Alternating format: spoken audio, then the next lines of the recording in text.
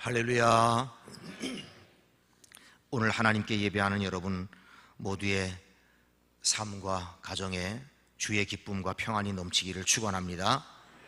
평안한 가정 되시고 또 평안한 교회가 되기 위해서 노력하며 사셔야 됩니다. 성장과 부흥보다 더 중요한 것은 화평한 것이고 화목한 것입니다. 교회가 기쁨이 넘치고 사랑이 넘치는 공동체로 세워지면 부흥은 필연적인 결과로 따라오게 되어 있습니다. 그러니까 너무 교회의 성장과 부흥에 부담을 갖지 마시고 그냥 교회를 작은 천국이 되게 하세요. 그래서 누군가 이 땅에서 좀 천국의 그림자를 봤다, 천국의 맛을 보았다, 그렇게 하면 그 장소가 삼천교회가 되시길 축복합니다. 그러면 자연스럽게 교회는 성장합니다. 우리 동네에 살고 있는 이 사람이 뭐가 저렇게 행복할까? 늘 왜 얼굴에 저렇게 기쁨이 넘치고 웃음이 있을까? 그 비밀이 삼천교회에 있었구나.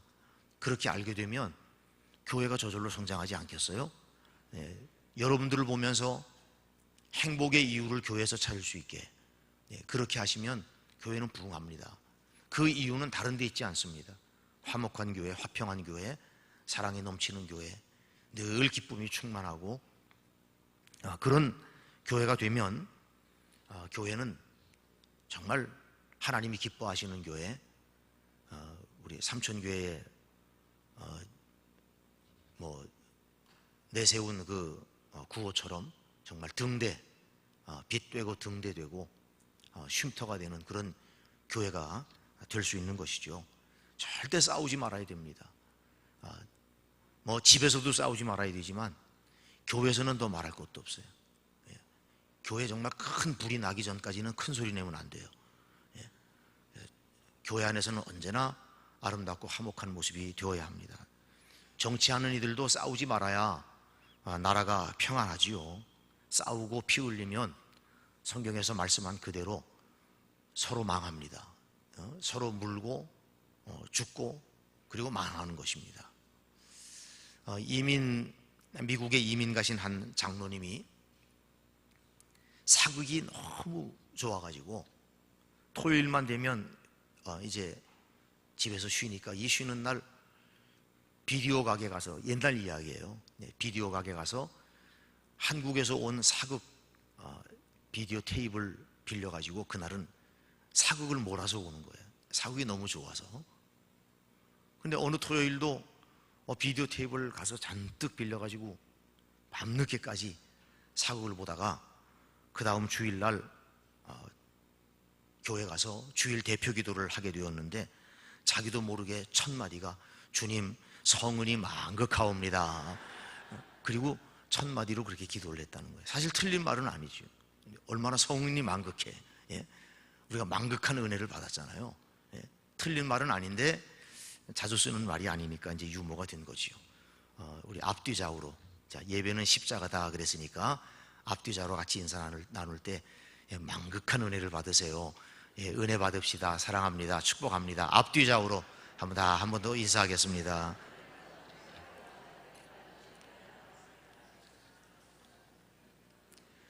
미국 워싱턴 DC에 있는 한국전쟁 참전용사 그 기념공원에 돌판이 하나 있는데 그 돌판에 이런 글이 새겨 있습니다.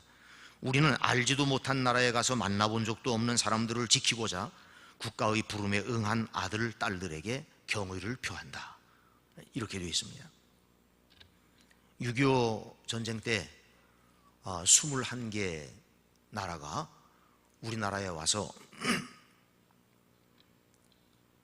수많은 사람들이 목숨을 잃었습니다. 그 중에 15개 나라가 직접 전장에 총을 들고 참가했고, 나머지 5개 나라는 이제 의료지원국으로 그렇게 참여를 해서 그곳에 와서 전쟁터에서 목숨을 잃은 사람들이 다 젊은이들이죠. 오늘날로 말하면 다 대학생 같은 이런 젊은이들이 와서 우리를 위해서 총 들고 싸우다가 무려 62만 8,833명이 유엔 집계입니다. 이 땅에서 목숨을 잃었습니다. 미국 사람만 약 52,400여 명이 목숨을 잃었습니다. 오늘 우리가 평안한 것은 우리의 힘으로 이룬 것이 아닙니다. 우선은 절대적으로 하나님의 은혜이지만, 그러나 그 외에도 수많은 사람들의 희생이 여기에 밑거름으로 심겨져 있었기 때문인 것을 우리는 잊지 말아야 됩니다. 구원받은 것도 마찬가지죠. 내가 어느 날 스스로 결심하고 의지를 가져 주님 앞에 달려나온 게 아니고, 누군가 나 위하여 기도한 사람, 이전 세대로부터 계속 복음의 씨앗을 뿌리고 이 땅에 복음이 심겨지기를 위해서 헌신하고 눈물 뿌렸고 피 흘렸던 수많은 사람들이 있었기 때문에 오늘 우리가 예수 믿고 이렇게 복된 생활을 하는 것 아닙니까? 나 혼자 된 게 아니에요. 내가 결심하고, 내가 계획하고, 내가 의지를 가지고, 내가 선택해서 이루어진 일이 결코 아닙니다. 이 땅에 누리는 평화도 마찬가지입니다. 그래서 그 많은 생명의 희생을 우리가 기억하면서 다시는 전쟁이 없는 나라가 되도록 위하여 우리가 노력해야 되고, 기도하고 감사하며 살아야 됩니다. 교회도 그렇습니다. 교회도 다 이 교회가 이렇게 세워지기 위해서는 얼마나 수많은 사람들이 이곳을 거쳐 지나가며 자기의 것을 드리고 헌신하고 땀 흘리고 눈물 흘리며 수고하고 희생했는지 모릅니다. 그 일로 우리가 이렇게 주의 일을 감당하는 것이죠. 제 후배 목사님 한 분이 저 삼척에서 목회하는데, 제가 그 교회 이야기를 듣고 깜짝 놀랐어요. 어느 날 목사님께 몇몇 장로님과 교인들이 찾아왔더라는 겁니다. 그리고는 봉투를 하나 놓더라는 거예요. 이게 뭐냐고 그랬더니, 교회가 다 건축되고 지어지고 나서 그 교회에 나오며 신앙생활을 한 분들이 어느 날 갑자기 마음에 감동이 밀려오고 성령의 감화를 받아서 그들이 따로 모였대요. 우리 앞서간 성도들, 우리의 믿음의 선조들이 그들이 재산 바치고 자기들의 집 들여서 이렇게 교회를 아름답게 건축하고 이 좋은 교회를 우리에게 물려주어서 우리는 다 건축된 교회에 들어와 이렇게 편하게 신앙생활하니 우리가 어떻게 이 교회를 그냥 편하게 다닐 수만 있겠냐. 그러니까 우리도 교회를 건축할 때 헌금하는 마음으로 헌금하자. 목사님이 전혀 몰랐대. 자기들끼리 따로 모여서 헌금을 했는데 17억을 가지고 왔어요. 그래도 여러분들은 놀라시네. 우리 교회에서 얘기하니까 안 놀래더라고. 17억을 그냥 가지고 왔어요. 목사님이 전혀 몰랐대. 우리도 이 교회를 건축할 때 그 건축에 참여하는 마음으로 예물을 드리길 원합니다. 그리고 가져와서 목사님이 그 앞에서 눈물을 흘리고 감동을 받았다는 거예요. 여러분, 그런 마음이 우리에게 있어야 되지 않겠어요? 우리의 신앙이 저절로 된 겁니까? 오늘날 우리가 평안한 것은 수많은 사람들의 희생이 있었고, 우리가 이렇게 믿음으로 건재하게 하나님이 기뻐하시는 삶을 살아갈 수 있고 예배할 수 있는 것은 역시 수많은 사람들의 헌신과 충성이 있었다고 하는 걸 우리가 기억해야 합니다. 제가 교회에서 군대 간 우리 교회의 청년들을 위해서 늘 기도합니다. 근데 군대 가기 전 항상 기도받으러 오지요. 죄송합니다. 제 목소리가, 우리 교회는 금요기도회가 있어요. 토요일날 새벽기도회가 없어요. 우리 교회에 없는 새벽기도를 제가 지금 하는 거거든. 근데 금요기도회를 하고 늦게 끝나니까 그 다음에 새벽기도에 부담 갖지 말자. 그리고 금요기도회를 하면 토요일 아침엔 제가 목소리가 항상 이렇습니다. 그래서 오늘 좀 가라앉았는데, 청년들이 군대 가기 전에 기도받으러 오면 그 청년들에게 제가 늘 하는 말이 있습니다. 이 모습 이대로 제대해야 된다. 상함이 없는 이 모습 이대로 제대하는 것이 그게 효도고 그게 국가에 충성하는 거다. 내 몸도 돌볼 줄 알아야 된다. 다치지 말고 아프지 말거라. 드라마에 나오는 대사 같지요? 아프지 말거라. 다치지도 말거라. 그렇게 이제 얘기하고 기도하고 보냅니다. 군대에 보내는 부모의 심정은 다 너무 간절해요. 국가가 평안하고 남북 관계가 좀 원만하고 빨리 통일되기를 원하는 그런 마음으로 아들만 군대 보내면 뭐 나라를 위해 얼마나 열심히 기도하는지 몰라요. 예. 그런데 아들이 제대하고 나면 나라를 위해서 기도 안 해. 예. 남의 아들 군대 갔으니 뭐 상관없다는 건지 괜찮다고 여기는 건지, 하여간 여러분, 국가를 위해서도 기도하고 세계 평화를 위해서도 기도하고 국가의 복음화, 세계의 복음화를 위해서도 기도해야 될 줄로 믿습니다. 싸움이 있는 곳에 행복이 있을 리가 없어요. 그건 개인적인 관계에서도 마찬가지고 가정도 그렇고 교회도 그렇고 국가도 그렇습니다. 세계도 마찬가지입니다. 지금도 전후방을 위해서 수고하는 군인들을 위해서 여러분들이 기도해 주셔야 됩니다. 우리 교회에서 11월 말이 되면 항상 하는 것이 있어요. 1층 로비에 커다란 위문품 박스를 우체국에서 가져와서 사서 갖다 놓습니다. 박스 앞에 군대 간 젊은이들 얼굴을 크게 하나 붙여놓고 거기다 이름을 써놔요. 그러면 아들을 군대에 보낸 부모의 심정으로 뭐 과자 한 봉지, 책 한 권, 뭐 장갑 하나, 뭐 손수건 하나, 뭐 이런 등등을 다 제각각 준비해서 뭐 거기다 엽서나 편지 뭐 이런 것도 써서 자기가 원하는 대로 그냥 다 갖다 넣는 거예요. 그냥 과자도 하나씩 갖다 놓고, 뭐 선물 필요한 것 있으면 하나 놓고, 또 이제 겨울이니까 따뜻한 장갑기라고 장갑도 넣는 사람이 있고, 어떤 사람은 속옷도 넣기도 하고, 뭐 다 그렇게 자기 아들에게 보내는 심정으로 보냅니다. 그럼 이제 12월 초가 되면 박스가 가득 찹니다. 그걸 잘 포장을 해서 아이들에게 보내요. 군대 간 아이들에게 다 보냅니다. 갔다 와서 이 피드백을 받아보면 말 그대로 감동 그 자체예요. 그걸 받으면 너무너무 감격한.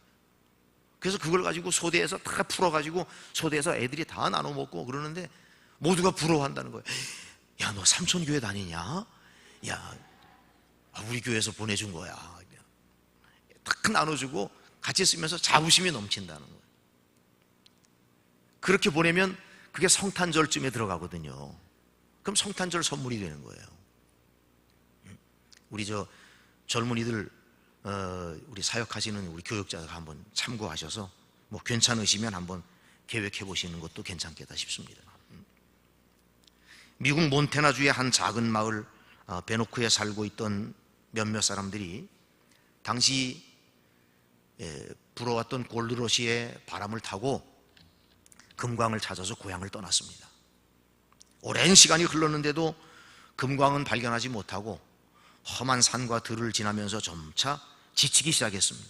게다가 인디언들의 습격까지 받아서 말과 재산을 다 탈취당하고 말았습니다. 하는 수 없이 그들은 집으로 돌아가는 길을 선택할 수밖에 없었습니다. 그런데 고향으로 돌아가는 길에 한 사람이 이상한 돌을 발견하고 모든 사람들이 와서 봤더니 그것은 바로 그들이 그렇게 찾던 금이었어요. 이 근처에 분명히 금맥이 있고 금이 나오는 곳이 있구나 생각을 하고 말과 모든 장비를 다 빼앗겼으니 집으로 돌아가서 이것을 다시 챙겨가지고 우리가 이 장소에 다시 모이자. 단 어느 누구에게도 말하지 말고 비밀로, 그래서 우리끼리만 모여서 금을 캐자. 그렇게 약속을 하고 그들 모두가 다 집으로 돌아갔습니다. 그동안 기진했던 이 사람들의 눈빛과 표정에 뭐 말할 수 없는 소망이 들어오게 된 것이죠. 모두가 이 일을 비밀로 하기로 약속하고 집으로 돌아와서 그들은 장비와 양식을 준비하고 그리고 약속된 장소에 다시 모였는데 놀랍게도 그곳에는 100여 명이나 되는 마을 사람들이 이미 도착해 있었습니다. 서로의 얼굴을 봐서 도대체 누가 얘기한 거야? 이런 표정이죠. 서로 얼굴을 보면서 어떻게 된 영문인지 몰랐어요.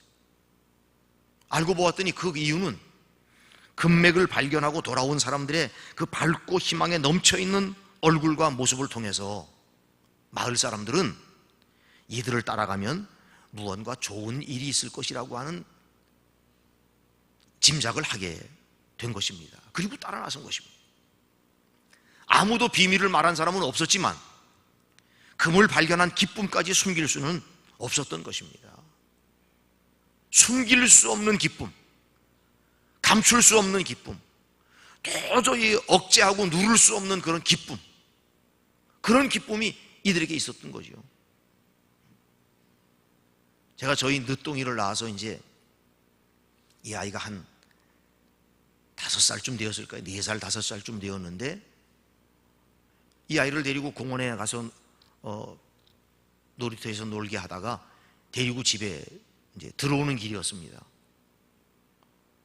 그런데 입꼬리가 자꾸 올라가는 거예요. 가만히 내가 얼굴을 보니까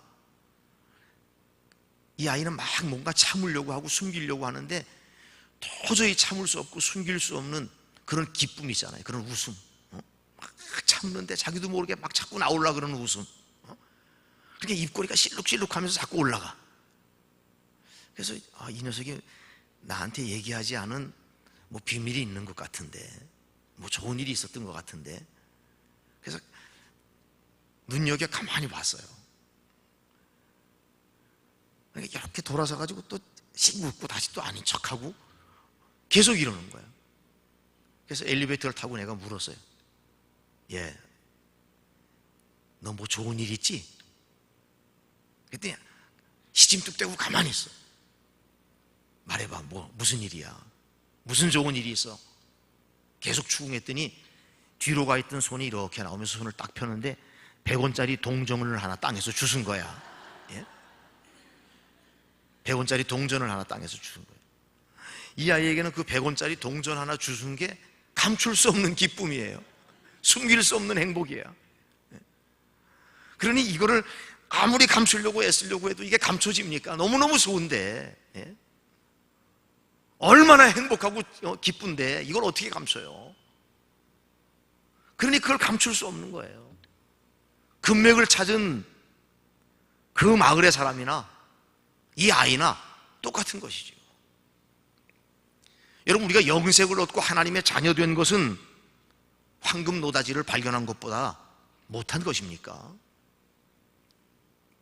크리스천들의 그 가슴과 얼굴에 당연히 환희가 넘쳐야 되잖아요. 도대체 왜 그렇게 행복해? 뭐가 그렇게 즐거워? 이런 환경 속에서도 무엇 때문에 그렇게 기쁜 거야? 우리를 바라보는 다른 사람들이 정말 궁금해서 못 견딜 정도로 우리에게 그런 환희와 그런 행복감과 기쁨이 있어야 되지 않습니까? 여러분, 우리 얼굴에는 어떤 글이 씌어 있습니까? 우리 삼천교회 성도들의 얼굴에는 어떤 메시지가 전해지고 있습니까?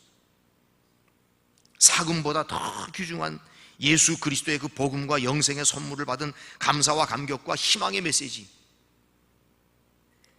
아니면 냉소와 무의미, 불평과 비난의 메시지. 그리스도인들은 우리의 얼굴을 통해서도 예수 그리스도의 흔적을 가져야 될 줄로 믿습니다. 개인뿐만이 아니라 단체나 국가의 이미지도 그렇습니다. 근데 우리나라 사람들은 보통 유교적 영향을 받아서 희노애락을 얼굴로 표현하는 것을 잘 하지 않습니다. 그래서 근엄하고 무겁고 경직돼 있고 그런 모습이 점잖은 거라고 생각을 해요. 그래서 다들 교회만 오면 너무 심각해요. 예배 드리는 여러분들 잘 모르시죠? 이 위에 올라와서 한번 보세요. 여러분들이 얼마나 심각한가. 예? 그거 아셔야 돼요. 너무너무 심각해. 실제로 외국에서 예배를 드리던 사람들이 우리나라 예배 광경에 참여하면 너무 긴장이 된대요. 왜냐하면 사람들이 너무 진지하니까. 우리는 그런 유교적인 영향 때문인지 몰라도 우리의 얼굴이 굳어 있을 때가 너무 많이 있습니다. 원하든 원치 않든 우리의 모습, 우리의 얼굴을 통해서 다른 사람들에게 무슨 메시지를 전하고 있고 어떤 이미지를 보여주고 있는 것인데, 우리가 본문 가운데서 만나는 사도 바울에게 있어서 우리는 이 사도 바울을 생각하면 여러분들이 어떤 이미지를 떠올립니까? 주님과 복음과 교회를 위한 충성이 제일 먼저 떠올려지게 될 테고, 열정, 사명, 사랑, 지성, 인내, 미래지향성, 분투, 진실, 무엇보다도 이 서신서의 서두에 등장하는 감사하며 기도하는 무릎, 아마 이런 것들이 바울을 생각할 때 바울에게서 떠올려지는 이미지라고 말할 수가 있습니다. 그런데 저는 오늘 본문 말씀을 보면 바울을 통해서 우리에게 다가오는 이미지가 분명하게 있는데, 그것이 바로 담대한 그리스도인의 이미지라는 것이에요. 그 어떤 것에도 무릎 꿇지 않고 어떤 것과도 타협하지 아니하고 그 무엇에 양보하거나 무엇 때문에 포기하는 일이 없는, 그리고 어떤 무엇으로도 두려움을 갖지 않는 그런 담대함이 바로 이 사도 바울의 이미지로 오늘 말씀 가운데 우리에게 전해지고 있습니다. 예수 그리스도의 복음 전파 앞에서는 어느 누구도 무릎 꿇지 않고 하나님께 영광 돌리고자 하는 그런 담대함, 내게 주신 사명의 길을 걸어가는 데 있어서는 그 무엇도 내 앞길을 가로막을 수 없다고 하는 그 당당함과 담대함, 그것이 바로 사도 바울의 본문의 이미지라고 말할 수가 있습니다. 그러나 알고 보면 우리가 바울에 대해서 조금이라도 아는 사람이라면 성경을 통해 그 바울의 삶이 그렇게 녹록지 않았다고 하는 걸 알 수 있습니다. 절대 평탄한 삶을 산 사람이 아니고 그 사명을 감당하는 그 여정이 얼마나 험난했는지 파란만장했는지 말로 다 표현할 수가 없습니다. 오늘 본문을 통해서 볼 수 있는 것도 사방으로 우겨쌈을 당했습니다. 핍박과 거꾸러뜨림을 당했습니다. 심지어 목숨이 경각에 달릴 정도로 죽음에 넘겨졌습니다. 이와 같은 일들은 환경의 도전이에요. 환경의 도전. 편한 환경이 아니에요. 내가 살고 있는 나의 삶의 모든 환경들이 나로 하여금 예수를 잘 믿도록 도와주는 환경이 아니에요. 끊임없이 나를 무너뜨리고 넘어뜨리고 가로막고 중단하게 만드는 그런 환경의 도전에 휩싸여 살아간 사람이 바로 사도 바울이었습니다. 고린도전서 4장에 보면 바울은 마치 하나님이 자신을 죽이기로 작정한 것 같이 나를 낮고 천한 데 두시고 천사와 사람들에게 구경거리와 조속거리가 되게 하셨다, 그렇게 고백하고 있습니다. 정신적인 고통입니다. 환경적인 고통과 도전만 있었던 게 아니고 정신적인 고통이 있었어요. 오죽하면 날마다 죽지 않으면 안 되는, 그래서 끊임없이 내 속에서 두 개의 자아가 다투고 있는 것을 경험해야 되는, 이런 바울은 매일매일 자기를 쳐서 복종시켰다. 자기를 쳐서 죽이지 않으면 자기 속에 일어나고 있는 그 헛된 자아, 욕망적인 자아가 끊임없이 일어나서 자기로 하여금 사명자의 길을 걸어가지 못하도록 방해하고 하나님께로부터 받은 바 그 귀한 일들을 감당할 수 없도록 회방하니까 자기를 날마다 쳐서 복종했다는 거예요. 한 번 죽은 거로 안 됩니다.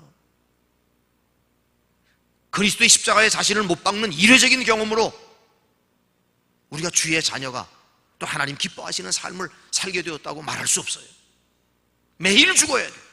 순간마다 죽어요. 그게 바울의 삶이었다는 거예요. 정신적인 고통이 말도 못했어요. 그런가 하면 고린도전서 4장 11절 이하의 말씀 보니까 줄이고 목마르고 헐벗고 매맞고 근거 없는 욕과 핍박을 당해서 결국 세상의 더러운 것과 만물의 찌꺼기와 같이 되었다고 그렇게 고백할 정도로 육체적인 고통이 말도 못했습니다. 하나님 앞에 간구하고 기도해도 하나님의 치유를 경험하지 못한 사람이 사도 바울이에요. 다른 사람들은 치유하고 다른 사람들에게는 하나님의 치료하시는 광선이 비치도록 역사했으나 자기가 가지고 있는 몸의 질고는 고치지 못했어요.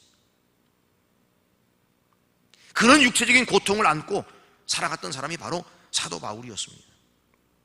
고린도후서 11장 유명한 말씀이잖아요.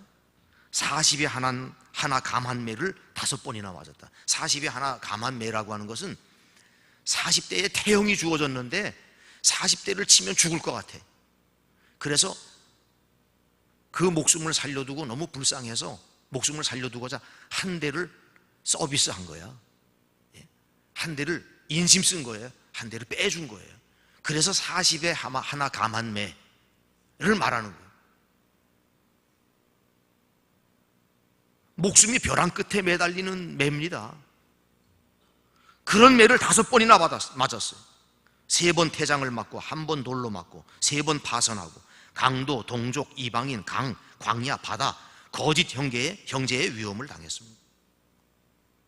오죽하면 고린도후서 1장을 보니까 바울은 힘에 지나는 고생을 당하여 살 소망까지 끊어지고 마음의 사형 선고를 받은 사람과 같이 되었다.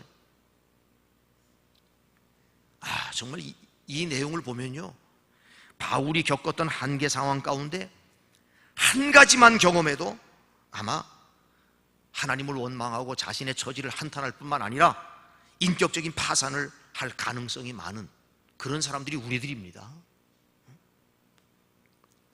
사도 바울은 충분히 낙심하고 충분히 절망할 수도 있었습니다. 이런 절박한 상황에서 그가 사도의 직분을 내팽개친다고 해도 어느 누구 그를 향해서 손가락질 할 수 없어요. 인간적으로 사도 바울을 비난할 수 없는 그런 환경입니다. 그런데 놀라운 것은 그럼에도 불구하고 사도 바울은 이런 상황 가운데 낙심하거나 포기하지 않았습니다. 낙심하거나 포기하지 않고 그냥 이를 억물고 견딘 것이 아니라 담대하게 앞을 향해 나아갔고 그에게 주어진 사명의 길을 디모데후서 4장에서 고백하고 있는 것처럼 달려갈 길을 다 마치고 선한 싸움을 싸우고 믿음을 지켜 하나님이 예비하신 의의 면류관을 바라보는 그런 승리자가 되었다고 하는 것을 생각한다면 얼마나 놀라운 믿음의 표본이 되는지 모릅니다. 바울이 그와 같은 일이 가능했던 것은, 그런 삶이 가능했던 것은 담대한 그리스도인으로 살 수 있었기 때문에 가능한 겁니다. 주어지는 그런 모든 환경, 마음의 고통, 육체적인 고통, 모욕과 핍박, 억울함과 손해, 이런 것들에 대해서 견딜 수 없고 두려워하고 겁을 내었다면 바울은 그 길을 끝까지 갈 수도 없었고 바울을 통해 하나님의 놀라운 이런 역사는 우리가 오늘 만나지 못했을 것입니다. 어떻게 하면 자신이 처한 위기 상황을 극복할 것인가? 사도 바울은 고난의 현장을 자신을 의뢰하지 않냐고 오직 하나님을 의뢰하는 담대한 믿음의 현장으로 바꾸었습니다.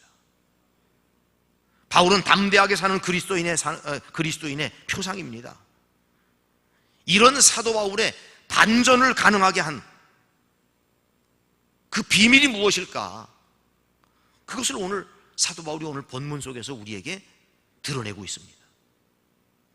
내가 이렇게 담대하게 사는 그리스도인이 된 것은 내 의지, 노력, 나의 배짱이나 나의 결단이 아니라 이것은 내 속에 감추어진 비밀이 있고 그 진리로 말미암아 내가 이렇게 담대한 그리스도인이 되어 승리하게 되었노라고 그렇게 오늘 말씀에서 표현하고 있습니다. 그 첫째가 복음의 능력이에요. 복음의 능력. 사도 바울은 복음을 전하는 자신은 질그릇처럼 연약하다고 전제하고 있어요. 여러분, 질그릇이 얼마나 연약한지 아시죠? 예? 얼마나 연약한지. 세상에서 아무리 튼튼한 그릇 만들어도요, 조금 더 나을 뿐 시간 지나고 낡아지고 충격받으면 다 깨지게 되어 있어요.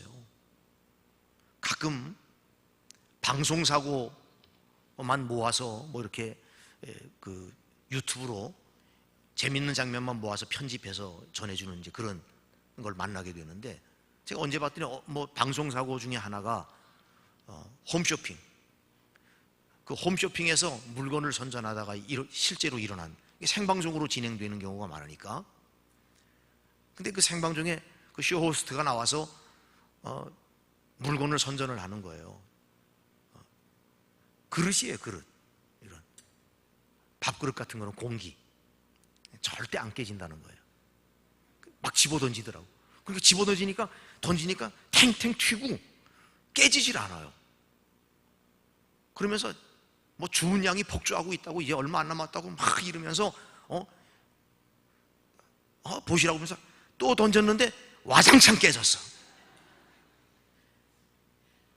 진짜 사고지. 여러분, 세상에 있는 것은 새 것도 없고 영원한 것도 없습니다. 다 낡고 충격받고 하면 그러면 다 깨지고 사라지고 다 그래요. 뭐 우리 몸도 얼마나 건강하고 튼튼한 것 같아요.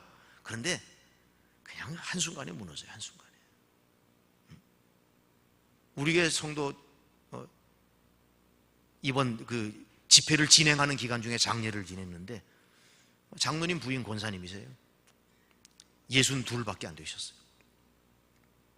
병원에 입원했어요. 그냥 폐렴 증세가 좀 몸에 열이 나고 이래서 병원에 입원했더니 폐렴이라고. 그런데 입원해서 검사를 해보니까 간경화도 나왔어요. 그래서 서울의 큰 병원으로 옮겨서 치료를 하고 이런 과정을 가졌는데 급속도로 나빠지는 거예요.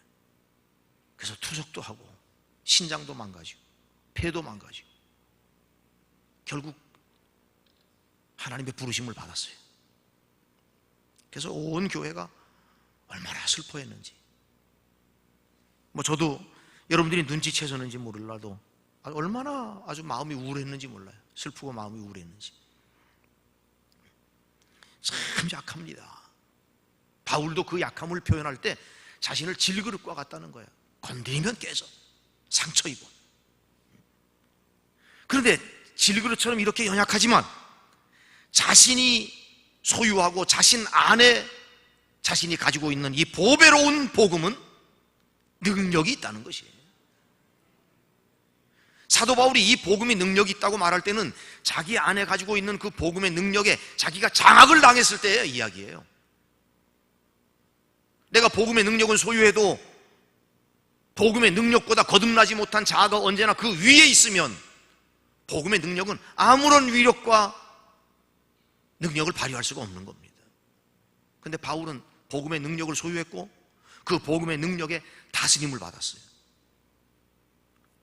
복음은 사도 바울의 전부였고 복음은 그의 인격과 체질을 이루었습니다. 복음 안에서 생명을 얻고 복음의 능력으로 살았습니다. 사도 바울과 복음은 불가분의 관계에 있었습니다. 오늘날 현대 그리스도인의 문제는 복음이 나의 체질화, 인격화가 되지 못했다고 하는 것에 문제가 있는 거예요. 복음이 없는 게 아니에요. 복음의 능력을 다 소유했어요. 예수를 믿고 구원을 얻었다고 하면 예수를 영접하는 순간 주님은 내 안에 거룩한 영으로 오시고 우리 가운데 성령의 능력과 권세를 함께 주시니 우리 모두는 그걸 다 가지고 있습니다. 문제는 얼마나 그 복음의 능력 앞에 내가 주권을 인정하고 다스림을 받고 있느냐. 복음이 나의 인격과 체질화 되지 않음으로 인해서 환경에 따라 복음이 상대화되고 있는 것입니다. 복음이 사도 바울의 생애의 전부였고 절대적인 것이었다면 우리에게 주신 예수 그리스도의 생명의 복음이 우리의 삶에도 절대적인 존립 기반이 되어야 합니다. 그럴 때 복음의 능력으로 인해서 내가 담대한 그리스도인으로 살아갈 수가 있는 것입니다. 우리는 복음에 대해서 희미한 태도, 어중간한 태도, 타협적인 태도, 환경과 상황에 따라 달라지는 그런 기준 없는 태도를 버려야 합니다. 우리가 복음 안에서 구원받은 것이 틀림없다면, 예수 그리스도의 피의 복음으로 영생 얻은 것이 확실하다면, 십자가의 복음으로 하나님의 자녀가 되고 새 삶을 살게 된 것이 진정 사실이라면 우리의 남은 생애를 복음의 영광을 위해서 살아가기로 결단하는 여러분 되시기를 축복합니다. 사도 바울이 담대한 그리스도인이 되는 또 하나의 비밀은 바로 예수의 생명입니다. 사람들은 다 선한 사람, 부드럽고 온유한 사람, 인내하고 절제할 줄 아는 사람, 다시 말해서 성품이 좋은 사람을 다 좋아하지요. 우리가 만나서 성품이 좋은 사람이 우리에게 거스림이 되는 경우는 없습니다. 성품이 좋은 사람은 대상을 가리지 아니하고 모든 사람에게 다 좋은 사람이 돼요. 그런데 성경은 예수를 구원자로 믿고 그를 주님으로 모시고 사는 사람이 되라고 우리에게 원하지, 우리에게 착한 사람이 되라고 하는 것이 성경의 궁극적 지향점이 아닙니다. 좋은 사람이 있겠지만, 그리고 좋은 사람이 될 수 있을지 모르지만, 인간은 누구 하나 예외 없이 다 죄인이기 때문에 그 죄를 해결하신 예수를 믿어야 한다. 착한 사람도 예수 믿어야 하고, 많이 배운 사람도 예수 믿어야 하고, 세상에서 높아진 사람도 예수 믿어야 되고, 부러울 것 없이 모든 거 다 갖춘 것처럼 보이는 사람도 예수 믿어야 한다. 그들이 가지고 있는 좋은 사람됨으로 구원받는 게 아니기 때문에, 많은 사람에게 지적으로나 도덕적으로나 경제적으로나 종교적으로나 신분적으로나 존경과 신뢰를 받았던 그 니고데모가 예수님을 만났을 때, 예수님은 니고데모를 바라보며 그 니고데모의 꽤 괜찮음, 그 괜찮음을 반기거나 칭찬하지 않았습니다. 오히려 주님은 단호하고 명백하게 그 니고데모에게 말씀하셨어요. 하나님 나라에 들어갈 수 없는 존재라고. 예수 그리스도를 영접하는 그 믿음이 아니고서는 하나님 나라를 볼 수도 들어갈 수도 없다는 거예요. 니고데모는 모든 사람에게 존경을 받고 모든 사람들이 부러워할 만한 삶의 형편과 사정을 가지고 살아갔던 사람들이지만 성공한 사람이에요. 다른 사람들이 그토록 원하는 삶의 자리를 가지고 있었던 사람이에요. 그런데 그는 주님 앞에서 하나님 나라에 들어갈 수 없는 존재라는 단호한 말씀을 들을 수밖에 없었습니다. 여러분, 자연인은 아무리 착해도 육에 속한 사람이기 때문에 육에 속한 사람은 하나님 나라에 갈 수가 없는 것입니다. 제가 첫 목회지 얘기를 여러 번 했지요. 왜냐하면 저의 가까운 교회 이야기를 하면 금방 소문이 날까봐 제가 첫 목회지 먼저 얘기를 해야 돼요. 실제로 첫 목회지 제가 9년 목회했는데, 그건 지금도 저의 목회의 고향과 같아요. 제가 그 생각만 하면 행복하고, 그 생각만 하면 힘이 나요. 그 생각만 하면 위로가 되고, 그게 저에게 얼마나 아주 중요한지 몰라요. 근데 9년 동안 목회했던 그 첫 목회지에서 조종대 어르신이라고 하는 한 분을 만났어요. 이분은 교회를 안 나오는 분인데 동네에서 정말 착한 사람으로 인정을 하고, 또 저도 만나봤더니 야, 이분 교회 안 나와도 괜찮겠다 라고 착각할 정도로 착해. 얼마나 좋은 사람인지 몰라요. 그분이 목수기술이 있는데, 제가 총각으로 그 교회에 파송받아서 목회할 때 여러 가지 필요한 일이 있어서 이 어르신께 전화드리면 자기 밭일 논일 하다가 뛰어와서 도와줘요. 교회도 안 나오는 분인데. 근데 그 부인 할머니가 집사님이세요. 70이 훨씬 넘은 집사님이. 근데 어느 날 갑자기 집사님이 전화해서 전화 속에서 울음을 터뜨리며 남편이 돌아가셨다는 거예요. 그래서 부랴부랴 갔더니 그때 마침 동네에 줄초상이 났어요. 하루나 이틀 건너 4집이 초상이 났어요. 그래서 동네에서 그 초상을 도와서, 장례를 도와서 일할 수 있는 일손이 없어요. 근데 저는 그때는 80년대니까 그때는 지금처럼 장례 예식장이나 장례사 이런 전문가들이 없었습니다. 다 동네에서 사람들이 하지요. 그래서 그 일 때문에 목회를 나갈 때 이미 우리 몇몇 친구들이 전문가를 불러서 따로 돈 주고 배웠어요. 염습하는 것도 다 배우고, 결관하는 것도 배우고, 하관할 때 땅을 어떻게 파는 것까지 다 배웠어요. 그리고 실제로 그와 같은 걸 여러 번 했어요. 그래서 경험이 있으니까 어려움 없이 그냥 제가 찾아가서 다 수세를 거두었습니다.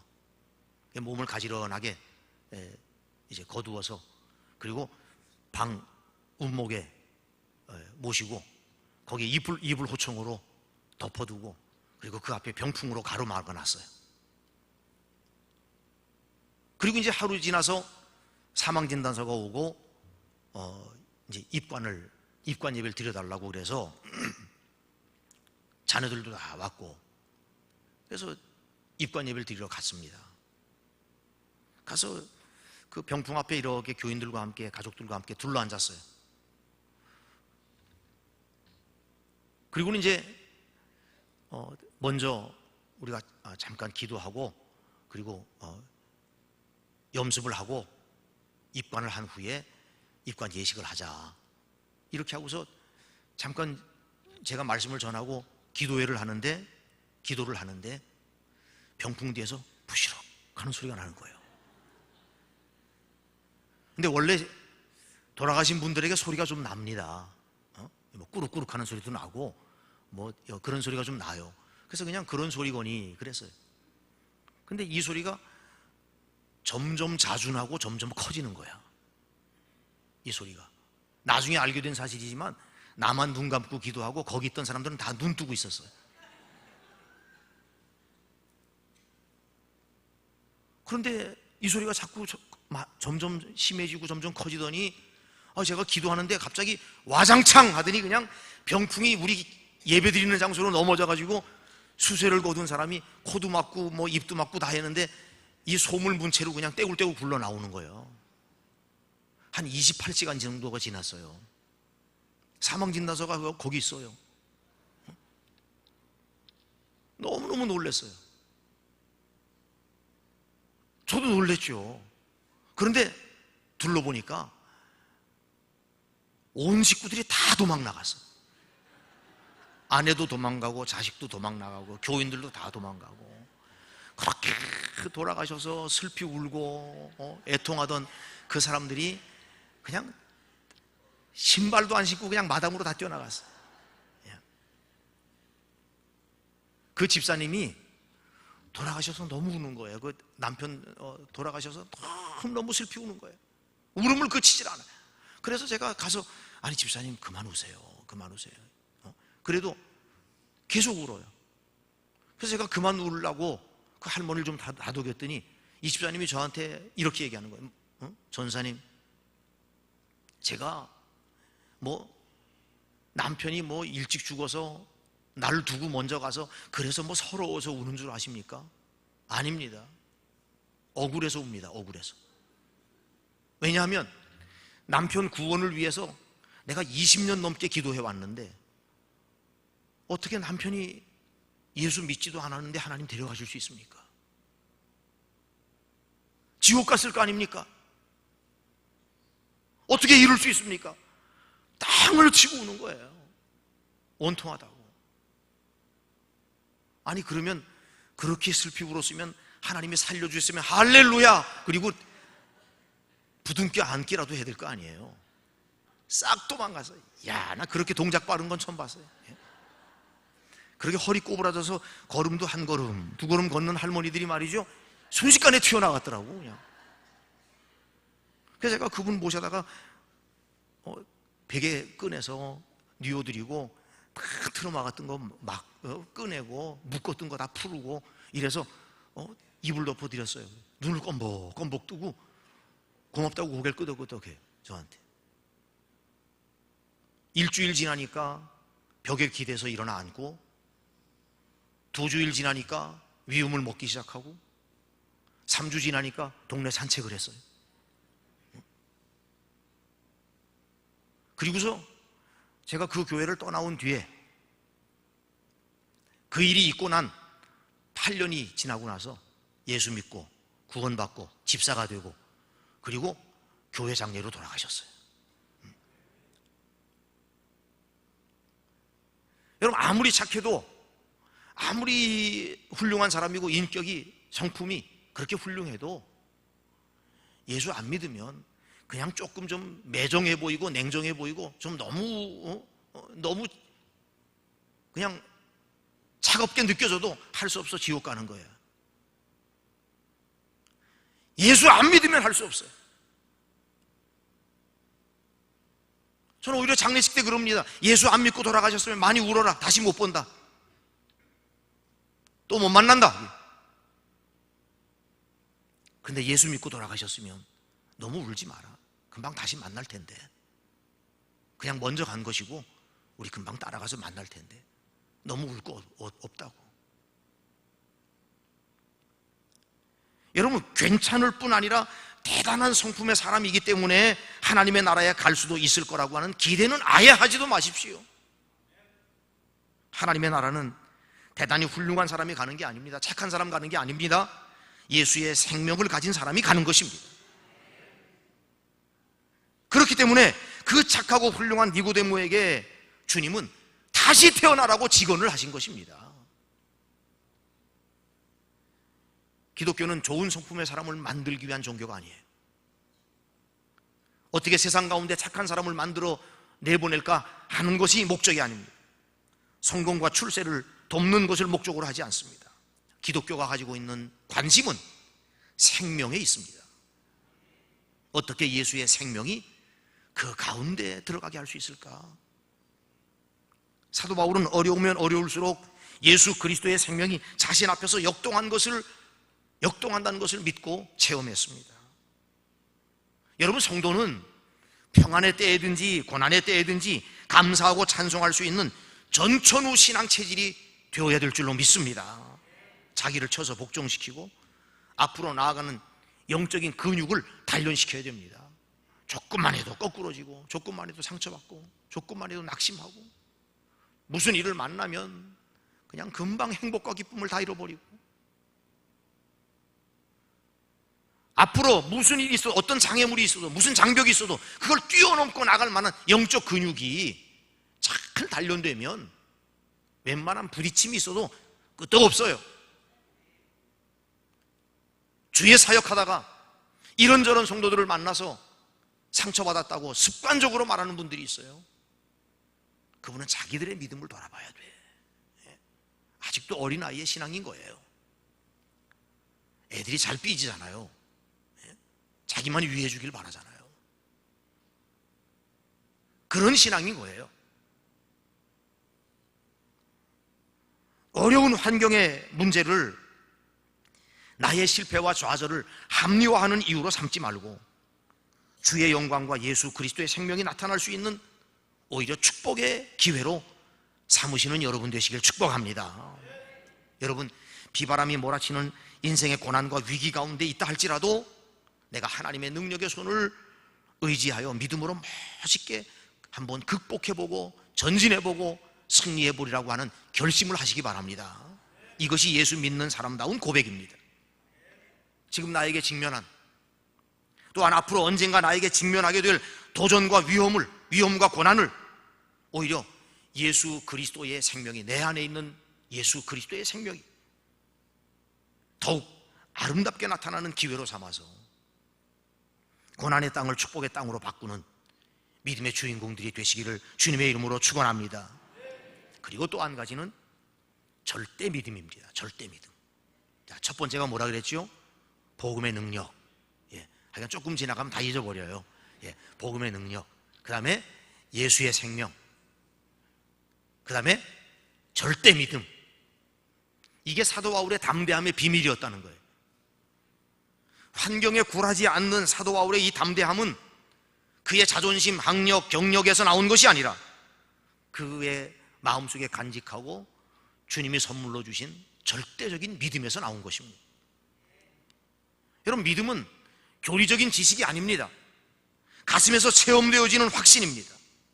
환경이나 감정에 따라서 바뀌어지는 상대적인 믿음이 아니라 하나님께 대한 절대적인 믿음입니다. 하나님께 영광 돌리는 믿음. 좋을 때도 영광 돌리는 믿음이고 그렇지 않을 때도 영광 돌리는 믿음이에요. 건강할 때도 하나님께 영광 돌리는 믿음이어야 하지만 병약할 때도 하나님께 영광 돌리는 믿음이어야 돼요. 내 일이 잘 되고 잘 풀릴 때도 하나님께 영광 돌리는 믿음이어야 하지만 때로는 내가 실패하고 좌절할 만한 환경 속에서도 하나님께 영광 돌리는 믿음이어야 돼요. 사람들이 다 나를 인정하고 칭찬하고 그래서 사람들로부터 좋은 말을 들을 때도 하나님께 영광 돌리는 믿음이어야 하지만 사람들이 나를 다 따돌리고 온갖 오해와 억울함을 겪을 때라도 하나님께 영광 돌리는 믿음이어야 해요. 감정에 따라 좌우되고 환경에 따라 오락가락하고 자기의 삶의 처지나 상황에 따라서 믿음이 올라갔다 내려갔다 한다면 그건 절대적인 믿음이라고 말할 수 없습니다. 사도 바울의 믿음의 내용은 오늘 14절 말씀 보니까 주 예수를 다시 살리신 이가, 하나님이 예수와 함께 우리도 다시 살리사 너희와 함께 그 앞에, 하나님 앞에 서게 하실 줄을 아노라. 이게 사도 바울의 믿음이었다는 거예요. 사랑하는 성도 여러분, 세상에 무릎 꿇지 아니하고 담대하게 살아가는 그리스도인이 되는 비결은 바로 이 세 가지입니다. 한번 따라해 보실까요? 복음의 능력, 예수의 생명, 절대 믿음. 바로 이것이 사도 바울로 하여금 세상을 이기고 자신을 이기고 죄를 이기며 세상 가운데서 앞을 향해 사명을 따라 전진해 나아가는 믿음의 사람이 되게 한 것입니다. 사도 바울은 이 세 가지를 하나님 은혜에 대한 확신이라고 결론 지었습니다. 하나님의 은혜를 깨달을 때에 삶의 저력이 나오는 것입니다. 하나님의 은혜의 능력을 체험할 때에 세상에 무릎 꿇지 않는 담대한 그리스도인이 되어서 세상을 이기는 믿음이 될 수 있습니다. 여러분, 여러분의 삶 가운데 정말 하나님의 은혜가 역사하고 있습니까? 하나님의 은혜가 어떤 모습으로 역사하기를 기대하십니까? 사도 바울을 끝까지 붙잡아주고 사도 바울로 하여금 사명을 감당하게 했던 하나님의 은혜가 여러분의 삶 여정 내내 여러분을 붙잡아 주심을 믿으시기 바랍니다. 여러분에게 정신적, 가정적, 건강적 문제가 있습니까? 하나님의 은혜를 경험할 또 다른 기회임을 믿으시기 바랍니다. 정말 우리 가운데 다가오는 고난을 다른 눈으로 해석하면 그건 기회예요. 하나님께 인정받을 기회, 내 믿음이 성장할 기회, 세상 가운데 나의 믿음을 증명하고 보여줄 수 있는 기회, 하나님이 어떻게 나에게 역사하시는지 살아계신 하나님을 나타낼 기회, 내가 하나님께 인정받고 복을 받을 기회, 내 삶이 더 견고하고 단단해질 수 있는 기회. 그리스도인에게 있어서 역경과 고난은 틀림없는 기회입니다. 그 기회가 나에게 선용돼야지 악용되어서는 안 된다는 거예요. 예수 그리스도의 사랑과 복음의 능력을 체험하시기를 축복합니다. 세상에 무릎 꿇지 않고 담대히 승리하는 절대 믿음의 사람으로 살아가시기를 주님의 이름으로 축복합니다. 우리 모두의 가정과 또 우리 삼천교회가 예수 그리스도의 생명을 역동적으로 나타내므로 하나님의 마음을 기쁘시게 하는 공동체가 되시고 세상을 담대하게 살아가는 그리스도인이 다 되시기를 주님의 이름으로 축원합니다. 우리 찬양하고 함께 기도하겠습니다. 제가 지난 월요일부터 여러분과 함께 나누었던 말씀은 그리스도인의 삶에 관한 것입니다. 우리가 어떻게 하나님 보실 때 승리하는 그리스도인으로 살아갈 수 있을까? 하나님이 내게 맡겨주신 사명을 감당하며 믿음으로 살아갈 수 있을까? 세상 사람들 앞에 하나님 백성다운, 하나님 자녀다운 모습을 드러내며 살아갈 수 있을까? 내가 가지고 있는 믿음, 이 복음의 능력을 어떻게 세상 가운데서 펼치며 살아갈 수 있을까? 아무리 믿음이 있노라 하면서 그 삶이 뒤따라가지 않으면 그건 진정한 믿음이 아닙니다. 우리가 지난 6일 동안 함께 나누었던 이 말씀을 기억하십시오. 여러분, 이 시간 함께 기도할 때 하나님, 내가 그렇게 살길 원합니다. 그렇게 살도록 도와주십시오. 그렇게 살아갈 수 있는 은혜와 능력을 내게 덧입혀 주시고 내 힘으로 안 되니 성령께서 나로 은혜의 옷을 입게 하셔서 나로 하여금 그렇게 살아갈 수 있는 삶의 승리자, 주인공, 축복된 사람이 되게 하옵소서. 정말 그렇게 살기를 소원하고 하나님 앞에 간구하며 간절히 함께 기도하고 여러분 가지고 계신 기도의 제목과 같이 뜨거운 마음으로 함께 통성하여 기도하겠습니다. 아무것도 두려워 말라. 함께 찬양하겠습니다.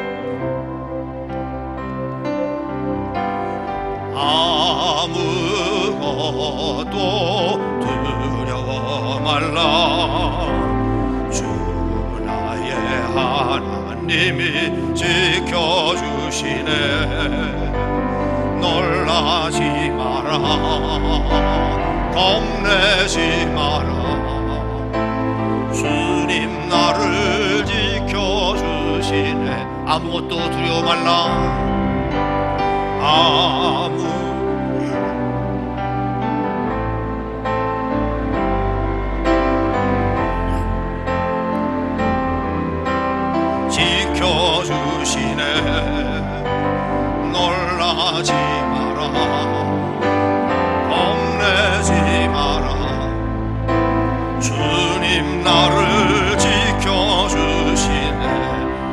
마음이 힘에 겨워 내 마음이 힘에 겨워 지칠지라도 주님 나를 힘이 되시네 세상의 험한 꿈과 몰아칠 때도 주님 나를 지켜주시네 주님은 나의 산성 주님은 나의 요새 주님은 나의 손 나의 힘이 되신 여호와 아무것도 두려워 말라 아무것도 두려워 말라 주 나의 하나님이 지켜주시네 놀라지 마라 겁내지 마라 주님 나를 지켜주시네 다시 한번 아무것도 두려워 말라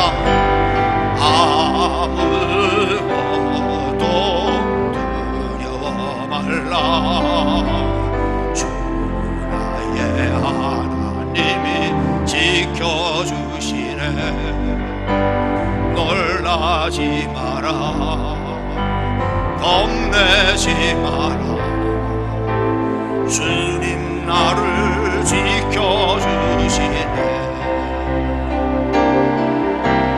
내 마음이 힘에 겨워 지칠지라도 주님 나를 지켜주시네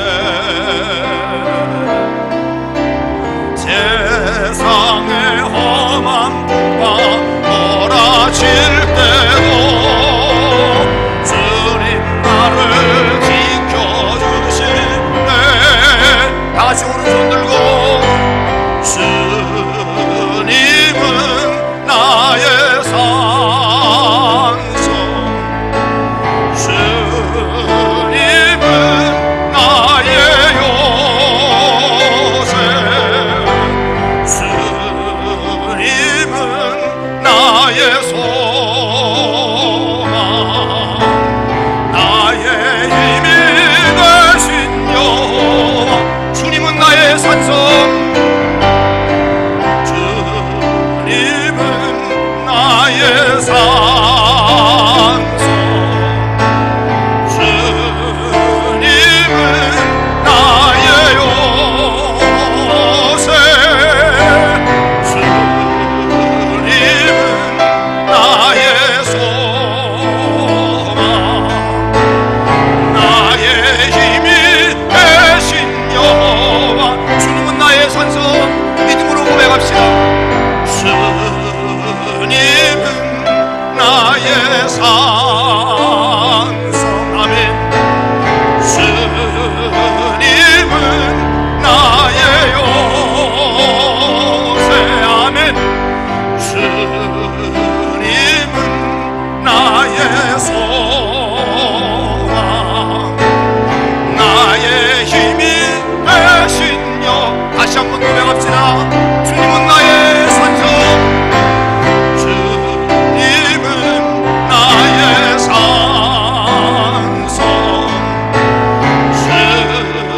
주님은 나의